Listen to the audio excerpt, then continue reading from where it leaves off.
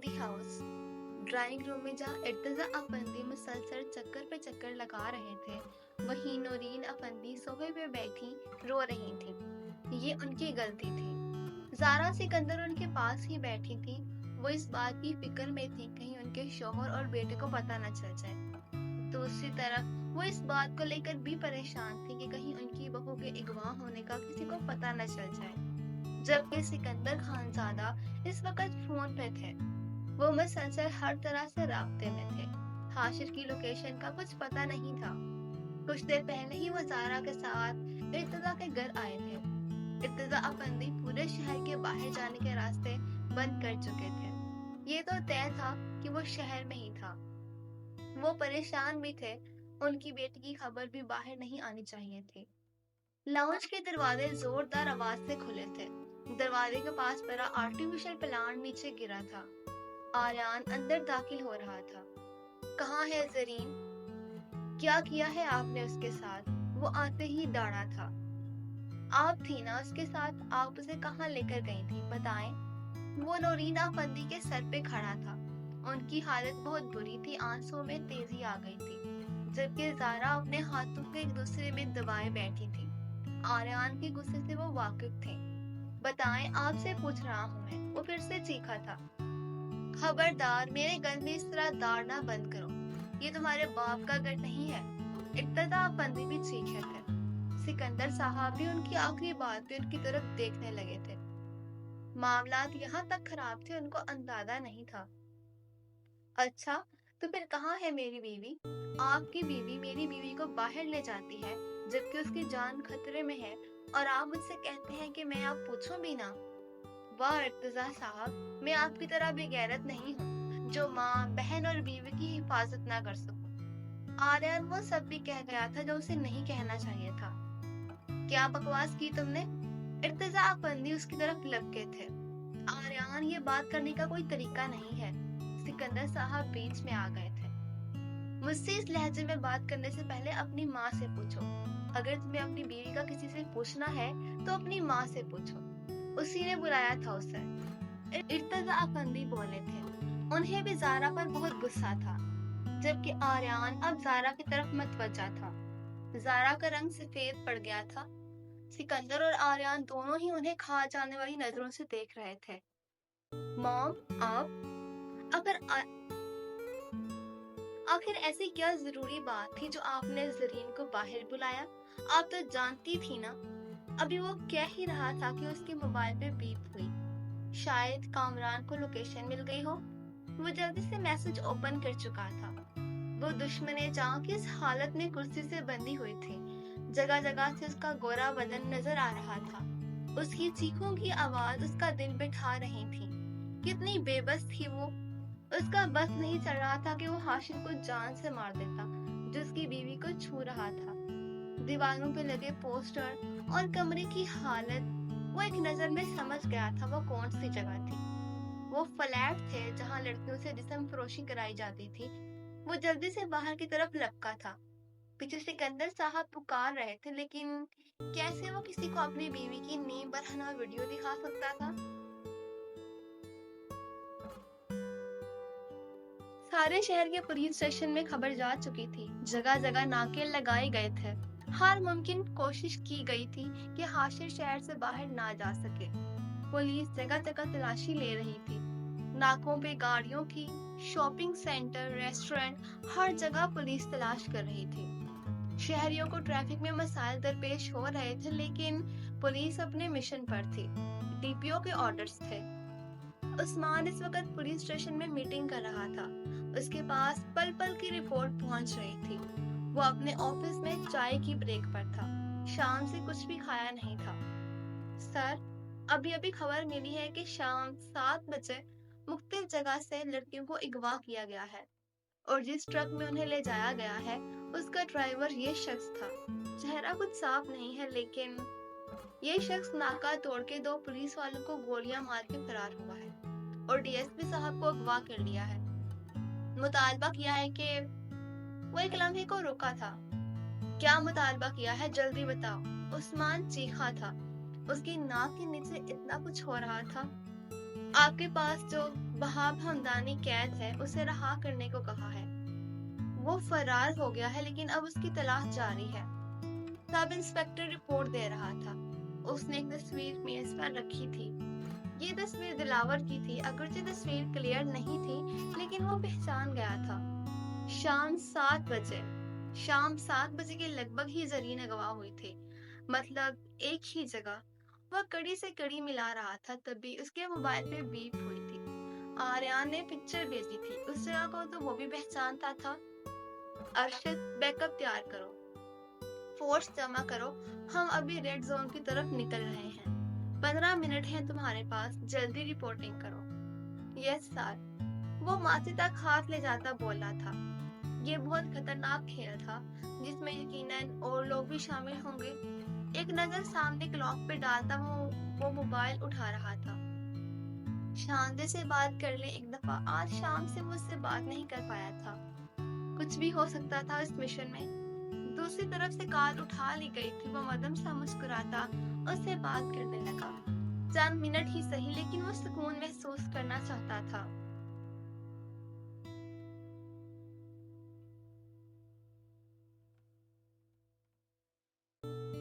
Black land cruiser तेज रफ्तार से सड़क पर रवान थी। गाड़ी में बैठा वो मगरूर शख्स इस वक्त किसी हारे हुए जवाहरी की तरह था। हर मिनट उस पे बारी था। जब से उसे पता चला था तब से वो मारा मारा फिर रहा था। और अब हाशिर की भेजी हुई वीडियो उसका खून खिला रही थी। उसकी अपनी माँ ही उसकी बीवी की जान को खतरे में डाल गई थी। चंद घंटों में ही उसकी जिंदगी कैसे उजड़ सी गई थी। वो तेज स्पीड पे जा रहा था। जगह जगह नाके थे। वो उस जगह जल्दी पहुंचना चाहता था। दूसरी तरफ रेड जोन का वो फ्लैट जहां वो हसीन लड़की अपनी इज्जत और अपने बच्चे की जिंदगी के लिए लड़ रही थी। बेड पे लेटी हुई थी वो। उसके हाथ और टांगे बेड के अतराफ में बंधे हुए थे। फ्रॉक फट चुकी थी। स्याह ब्लाउज में उसका सफेद नरम सीना नजर आ रहा था। पिंडलियों तक उसकी नरम पतली टांगे नजर आ रही थी। उसके सामने वो शैतान बैठा था। उसके बालों को अपने हाथों में लिए उनकी खुशबू को अपने अंदर उतार रहा था। वो चाह के भी कुछ नहीं कर पा रही थी। अब तो वो रो रो के हलकान हो चुकी थी। गुटी गुटी सिसकियां उसके मुंह से निकल रही थी क्योंकि उसके मुंह पे टेप लगी हुई थी। हाशिर, जो भी करना है जल्दी करो, पुलिस किसी भी वक्त यहाँ पहुंच जाएगी।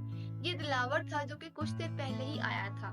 जो लड़कियां अगवा की गई थी उन्हें एक हॉस्पिटल में छोड़ा गया था। उनके पेट में ड्रग्स बढ़ी जा रही थी। उन्हें स्मगल करना था। क्यों, क्या मसला है? तुमने उनको बताया नहीं कि वहाब हमदानी को छोड़े तो ही हम कोई बात सुनेंगे उनकी, वरना सबकी लाशें मिलेंगी। हाशिर जो कि जरीन पे झुका था बोला था। वो लड़की हाथ लगाने से ही गोया मैली हो जाए, इतनी हसीन थी। सब कुछ कहा है लेकिन मैं तुझे पहले भी बता चुका हूँ, ये लड़की डीपीओ की बेटी है। वो साला सारे शहर को बंद करके बैठा है। सारे शहर की पुलिस कोई दुकान कोई प्लाजा तक नहीं छोड़ रही जिसकी तलाशी ना ली जा रही हो। मेरी बात सुन, तूने जो भी करना है इस लड़की के साथ जल्दी कर और फिर उस लड़की को बाहर फेंक दे। दिलावर डरा हुआ था। ये पहली दफा हुआ था कि उनके गैंग के लिए इतना बड़ा खतरा सामने खड़ा था। उन्हें जल्द से जल्द लड़कियां स्मगल करनी थी। पैसे वो पहले ही ले चुका था। उनके पास कोई रास्ता नहीं था। वो शहर से बाहर नहीं निकल सकते थे। तो साले कुत्ते तो किसके लिए है? इतना पैसा खा लिया है, अब भी तुझे समझ नहीं आ रहा? मुझे मेरा बाप चाहिए हर हाल में। हाशिर दिलावर का गिरेबान पकड़कर चिल्लाया था। क्यों चाहिए तुझे वो? ऐसा तो नहीं कि बड़ी मोहब्बत जाग गई है तेरे दिल में, या फिर तुझे उससे ऑफशोर कंपनियां और पैसे का पता करना है जो उसने स्विस बैंकों में रखा है? क्योंकि वो भी तो तेरा ही बाप है साले। तेरी तरह उसे भी तुझसे कोई मोहब्बत तो है नहीं। तो उसे बाहर निकालेगा तो ही तो उसे उगलवा सकता है, वरना तो वो तुझे फूटी कोड़ी के बारे में नहीं बताएगा। दिलावर उसका हाथ गिरेबान से झटकता हंकारा था। इससे पहले कि वो दोबारा से गुत्थम गुत्था हो जाते, बाहर पुलिस के सायरन बजने लगे थे। पुलिस इतनी जल्दी कैसे आ गई? बंदे तैयार हैं? हाशिर चीखा था। हाँ हाँ, सब तैयार है। सारे बंदे अपनी पोजीशन संभाले हुए हैं। दिलावर पिस्तौल लोड करता बोला था। वो कमरे से बाहर निकल रहा था जबकि हाशिर अपनी गन लेकर जरीन के पास बेड पे चला गया था। वो सारे एरिया को घेरे हुए थे। आधी रात होने को थी। हवस और गर्मी इंतहा की थी। उस्मान अपने साथियों के साथ लीड कर रहा था। तभी उनके पास दो गाड़ियां आके रुकी। इर्तिजा अफंदी और आर्यान दोनों बेक वक्त उनकी तरफ दौड़ते हुए आए थे। क्या हुआ, कुछ पता चला? जरीन अंदर है? दोनों के सवाल भी एक ही वक्त में किए गए थे। हाँ, लगता तो यही है, लेकिन पता नहीं अंदर कितने लोग हैं। मैं ऐलान करने लगा हूँ, इसके बाद हम आगे बढ़ेंगे, वो स्पीकर उठाता बोला था। उस्मान बाहर ऐलान कर रहा था। वो दोनों सुन रहे थे, सुन तो जरीन भी रही थी। अधखुली आंखों से वो देख भी रही थी। आर्यान आ गया था उसे बचाने, उसकी दुआएं सुन ली गई थी। क्या करना है अब? वो बाहर आने को कह रहे हैं। दिलावर हाशिर को कह रहा था। वो दोनों खिड़की के पास सर जोड़े खड़े थे।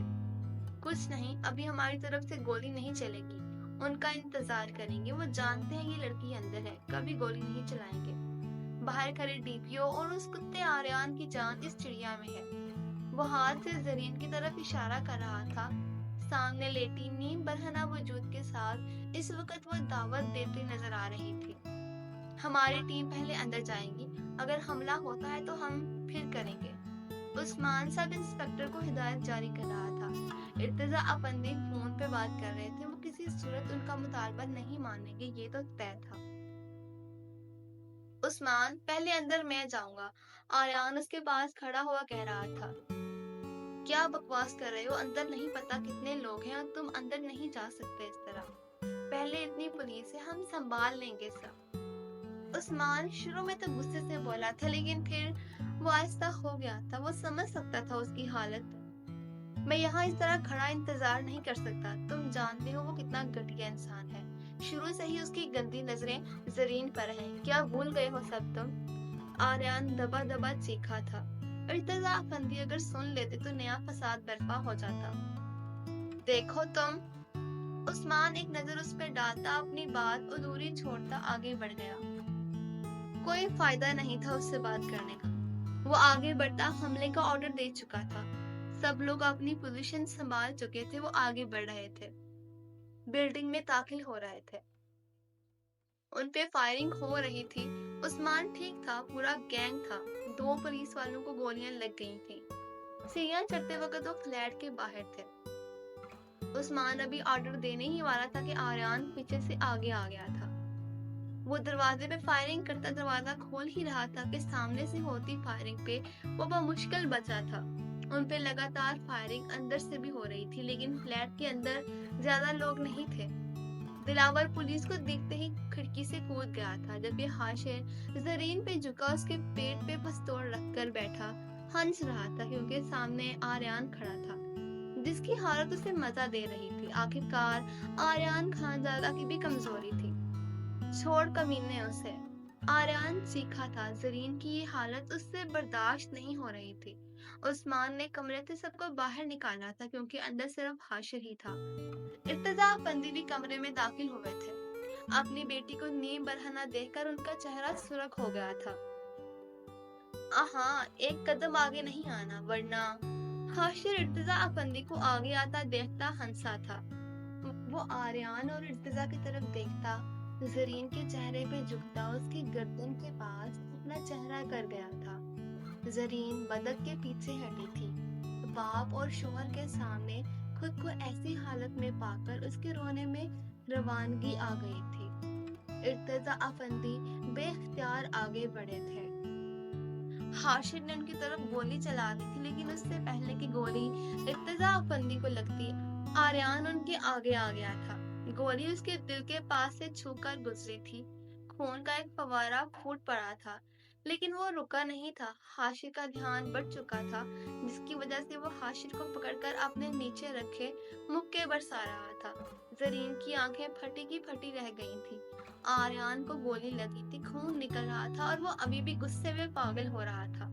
इर्तिजा अफंदी जरीन पे अपनी चादर देते बाहर ले जा रहे थे, लेकिन वो उसका नाम लेती चीख रही थी। اس کی اپنی حالت اتنے گھنٹے رونے سے خراب تھی، لیکن آریان کو اس طرح دیکھ کر وہ ارتضیٰ افندی کی باہوں میں بے ہوش ہو گئی تھی۔ وہ اسے سنبھالتے گاڑی میں لٹا کر روانہ ہو گئے تھے۔ ان کی بیٹی ٹھیک تھی، انہوں نے اسے بچا لیا تھا، ان کا رخ ہاسپٹل کی طرف تھا، لیکن وہ ایک بار بھی نہیں یہ سوچ رہے تھے کہ جس نے اپنی جان پہ کھیل کر انہیں اور ان کی بیٹی کو بچایا تھا وہ کس حال میں تھا۔